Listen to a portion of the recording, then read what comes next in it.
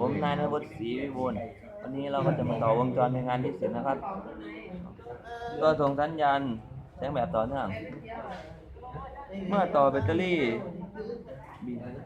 B1 ให้เกิดวงจรแล้วใช้กล้องมือถือส่องดูการเปลี่ยนแปลงที่ LED นะครับ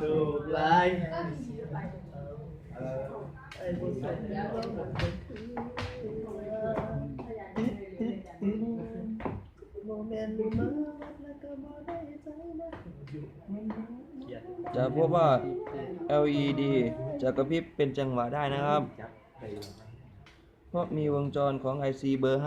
55 กำเนิดสัญญาณนาฬิกาเป็นตัวกำหนดจังหวะกระพริบให้กับ LED อินฟราเรดโดยมีตัวต้านทานปรับค่าได้ VR เป็นตัวกำหนดความถี่หรือจังหวะให้กับ IC เบอร์ 55 เมื่อความต้านทานของตัวต้านทานปรับค่าได้ VR เปลี่ยนแปลงจะทำให้ความถี่ของ IC เบอร์ 55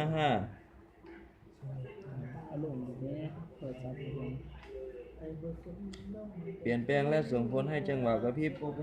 ของ LED อินฟราเรดเปลี่ยนตามไปด้วยนะครับ